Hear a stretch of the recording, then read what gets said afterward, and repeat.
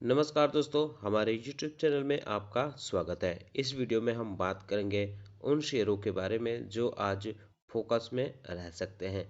Reliance industry, Reliance जियो finance है और भी कई कंपनियां हैं जिनमें खबरें देखने को मिली हैं। तो कैसा इनका परफॉर्मेंस रह सकता है, इस पे भी हम अनुमान लगाएंगे। डिस्कशन शुरू करने से पहले मैं कहना चाहूँगा कि अगर आपने हमारे चैनल को सब्सक्राइब नहीं किया है तो कृपया सब्सक्राइब कर लें और बेल आइकन भी दबा लें। तो सबसे पहले बात करेंगे रिलायंस इंडस्ट्रीज के बारे में। कंसोलिडेटेड रिजल्ट है, इसमें तुलना क्वार्टर ऑन क्वार्टर है। इस बार यानी क्वार्टर 4 में कंपनी का रेवेन्यू 2,37,000 करोड़ रुपए रहा है, जो क्वार्टर 3 में 2,25,000 करोड़ रुपए रहा था। एबिटा की बात करें तो एबिटा इस बार 42,536 करोड़ रुपए रहा है, जो क्वार्टर 3 में 40,656 करोड़ रुपए रहा था। मार्जिन की बात करें तो मार्जिन में देख सकते हैं कि क्वार्टर 3 में कंपनी का मार्जिन 18.06% था और क्वार्टर 4 में 18% रहा है। नेट प्रॉफिट की बात करें तो कंपनी का नेट प्रॉफिट इस बार 21,243 करोड़ रुपये रहा है, जो क्वार्टर 3 में 17,265 करोड़ रुपये रहा था। रिलायंस जियो की बात करें तो इसका भी क्वार्टर ऑन क्वार्टर तुलना है।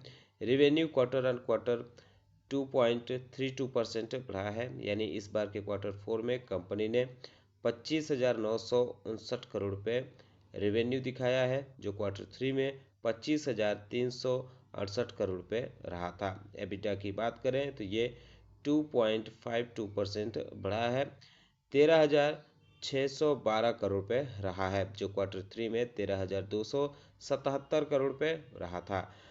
एबिटा मार्जिन की बात करें तो ये 9 बेसिस पॉइंट बढ़ा है। वहीं नेट प्रॉफिट की बात करें तो ये भी 2.47% बढ़ा है। इस बार क्वार्टर 4 में कंपनी ने नेट प्रॉफिट 5,337 करोड़ रुपये दर्ज किया है, जो क्वार्टर 3 में 5,208 करोड़ रुपये रहा था। रिलायंस रिटेल की बात करें तो इसका ईयर ऑन ईयर है। नेट प्रॉफिट में 11.7% की जंप दिखाई है। कंपनी ने 2,698 करोड़ रुपए कंपनी ने नेट प्रॉफिट दर्ज किया है, जो पिछले साल के क्वार्टर 4 में 2,415 करोड़ रुपए था। रेवेन्यू भी 9.8% बढ़ा है, 67,610 करोड़ रुपए कंपनी ने रेवेन्यू दिखाया है, जो पिछले साल 61,559 करोड़ रुपए था। एबिटा 18% बढ़ा है, 5,623 करोड़ रुपए कंपनी का एबिटा रहा है, जो पिछले साल 4,769 करोड़ रुपए रहा था। एबिटा मार्जिन की बात करें तो 8% से बढ़कर 8.6% हो गया है। इसके अलावा तेजस नेटवर्क पे भी आप चाहे तो नज़र रख सकते हैं, इसने भी अपने क्वार्टर 4 के नतीजे जारी किए हैं। कंपनी के रेवेन्यू की बात करें तो 343% से ज़्यादा बढ़ा है। कंपनी का रेवेन्यू ईयर ऑन ईयर इस बार 1,327 करोड़ रुपए कंपनी का रेवेन्यू रहा है, जो पिछले साल के क्वार्टर 4 में 299 करोड़ रुपए रहा था। एबिटा इसका 306 करोड़ रुपए है, जो कि पिछले साल कंपनी का एबिटा लॉस था 8 करोड़ 19 लाख रुपए। एबिटा मार्जिन की बात करें तो एबिटा मार्जिन इस बार 23% कंपनी का रहा है। नेट प्रॉफिट की बात करें तो कंपनी ने 146% प्रॉफिट बनाया है, जो पिछले साल 11 करोड़ 47 लाख रुपए कंपनी ने लॉस बनाया था। इस बार 146 करोड़ रुपए से ज़्यादा कंपनी ने प्रॉफिट बनाया है, तो ये बड़ी बात देखने को मिल रही है तेजस नेटवर्क में। तो इसमें अच्छा खासा मोमेंटम देखने को मिल सकता है, क्योंकि सब चीज़ें पॉजिटिव आते हुए देखने को मिल रही है। रैलीज इंडिया के कंसोलिडेटेड रिजल्ट की बात करें तो कंपनी का रेवेन्यू डाउन हुआ है 16.64%, यानी 16.5% के आसपास कंपनी का रेवेन्यू गिरा है।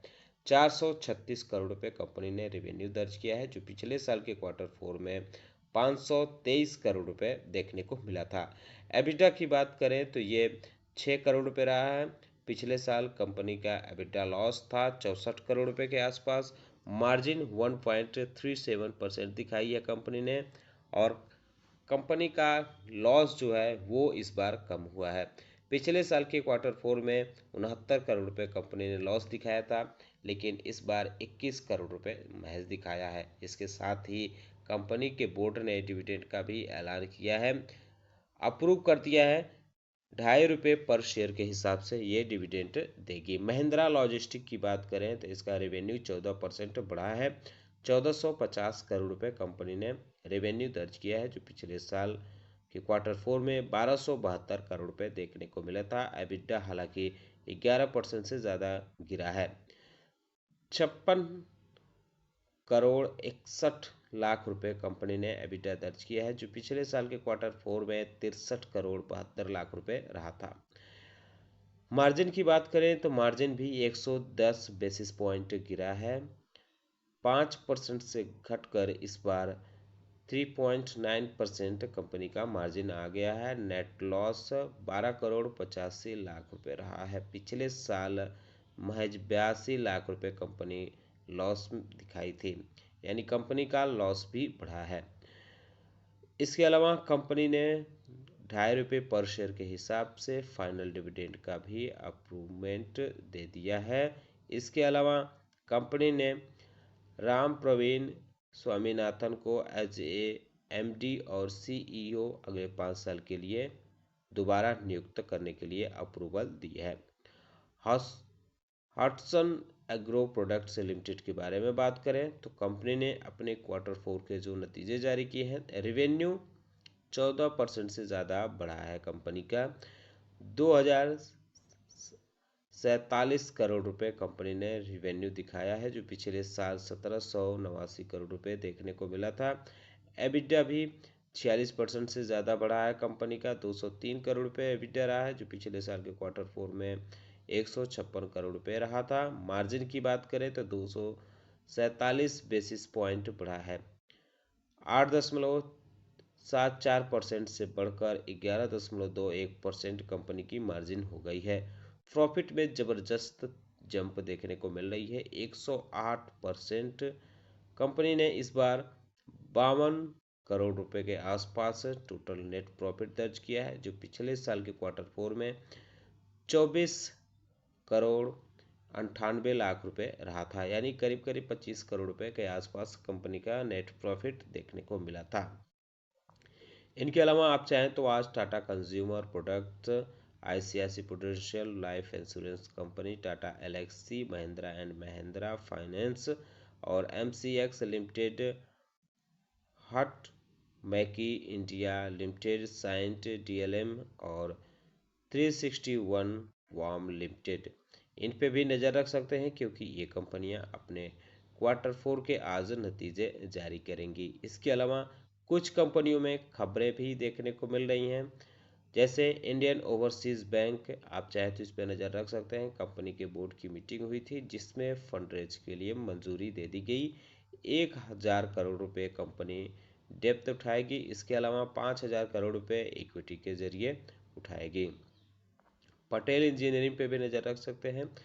कंपनी के बोर्ड ने QIP इशू करने के लिए मंजूरी दे दी है। इसकी ओपनिंग के लिए फ्लोर प्राइस 59.5 रुपये रखा गया है पर शेयर के हिसाब से। ये करंट प्राइस से 10% डिस्काउंट देखने को मिल रहा है। इसके अलावा ये भी कहा जा रहा है कि कंपनी ऑफर दे सकती है, फ्लोर प्राइस पे 5% तक की डिस्काउंट और दे सकती है, तो ये भी एक बड़ी बात रहेगी इसमें। इस वजह से आज ये शेयर फोकस में रह सकता है। विप्रो पे भी नज़र रख सकते हैं। कंपनी की स्टेप डाउन यूनिट देखने को मिलती है, सिंक्रोनी ग्लोबल, इसने वॉल्यूंटरी डिसॉल्व इफेक्टिव किया है। इसके अलावा हीरो मोटोकॉर्प की बात करें तो CTO अर्जुन जौरा ने रिजाइन कर दिया है अपने पद से। 30 अप्रैल से ये लागू माना जाएगा। इंडसइंड बैंक की बात करें तो कंपनी ने pilot programmable central bank digital currency launch किया है। ये launching circulatory innovation hub India के साथ किया गया है, इसके सहयोग से किया गया है, तो आप चाहे तो इस पे भी नज़र रख सकते हैं। RR केबल पे भी नज़र रख सकते हैं। इसके बोर्ड ने टर्मिनेशन को अप्रूव कर दिया है। दिनेश अग्रवाल जो सीईओ थे उनके टर्मिनेशन का अप्रूवल दे दिया है बोर्ड ने। अब ये रोल और इस रिस्पॉन्सिबिलिटी सीईओ की श्री गोपाल रामकेश्वर लाल काबरा को दिया गया है, जो एमडी देखने को मिलते हैं। केपी एनर्जी पे भी नजर रख सकते हैं। कल कंपनी ने अपने क्वार्टर फोर के नतीजे जारी किए थे। एक अपडेट इसमें ये भी है कि कंपनी को 9 MW मेगावाट का विंड पावर प्रोजेक्ट ऑर्डर मिला है। ये भातवरी टेक्नोलॉजी की तरफ से ऑर्डर मिला है। एक चीज का ये भी ख्याल रखना होगा कि कंपनी एसएम के लॉन्ग टर्म लिस्ट के 4th स्टेज में कंसोलिडेटेड है। पतंजलि फूड्स पे भी नजर रख सकते हैं। कंपनी 2 कंपनियां खोली हैं, सब्सिडरी कंपनियां आई हैं इसकी, कंटेम्पररी एग्रो और ऋषि कृषि फार्मिंग। 20-20 लाख रुपए का इसमें इन्वेस्टमेंट पतंजलि फूड का देखने को मिला है। HPL electric and power limited की बात करें तो कंपनी ने नए प्रोडक्ट एचपीएल फैन लॉन्च किया है। सार्क कंट्री में ये लॉन्चिंग देखने को मिली है। मिडिल ईस्ट और अफ्रीकन कंट्री में भी देखने को मिली है। रेड टेप पे भी नज़र रख सकते हैं। कंपनी ने ऑनलाइन ऑपरेशन एक्टिविटी के लिए नया वेयरहाउस खोला है, जो भिवाड़ी में देखने को मिलता है। इसके अलावा JNK इंडिया की आईपीओ की ओपनिंग होने वाली है। इसकी प्राइस बैंड 395 से लेकर 415 रुपये पर शेयर है। कंपनी इसके जरिए आईपीओ के जरिए 649 करोड़ रुपए उठाना चाहती है मार्केट से। तो फ्रेश इशू है 300 करोड़ रुपए का, जो इस पे रहेगा। वोडाफोन आइडिया पे भी नज़र रख सकते हैं। कंपनी ने एफपीओ का ऐलान किया था। कल आखिरी दिन था। कंपनी का एफपीओ जो है वो 6.36 टाइम 3 दिनों में सब्सक्राइब हुआ है।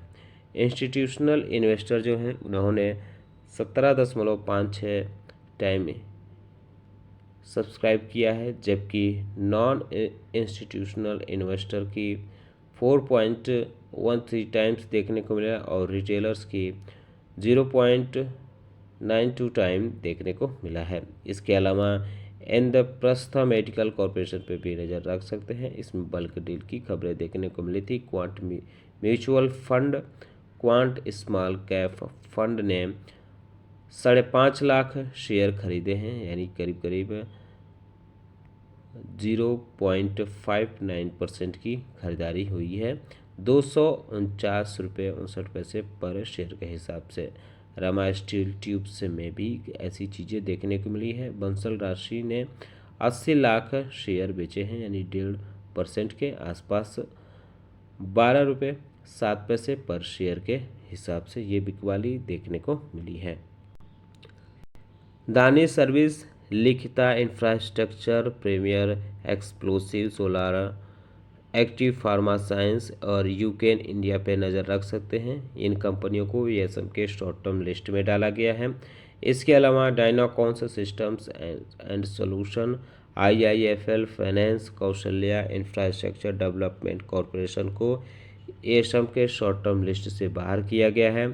वहीं premier explosive solar, active pharma sciences पे भी नज़र रख सकते हैं। इनके प्राइस बैंड चेंज हुए हैं, 20% से 10% हुआ है।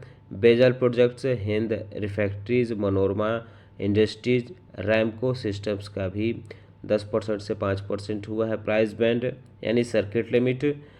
और latent view analytics, paramount communication पे भी नज़र रख सकते हैं। इन कंपनियों के भी सर्किट लिमिट चेंज हुई है, 20% से घटाकर 5% की गई है। सुजलॉन एनर्जी पे भी नज़र रख सकते हैं, इसमें दिया नहीं गया है। इस पे भी एक्शन हुआ है। एसएम के लॉन्ग टर्म लिस्ट में अब उसको 4th स्टेज में शिफ्ट कर दिया गया है। इसके अलावा निफ्टी ऑप्शन की 25 अप्रैल को एक्सपायरी है, तो इस वजह से भी बाजार पे फोकस रहेगा। बैंक निफ्टी ऑप्शन की भी एक्सपायरी 24 अप्रैल को देखने को मिलेगी, तो इस चीज़ को भी आप चाहे तो अपने नज़र में रख सकते हैं।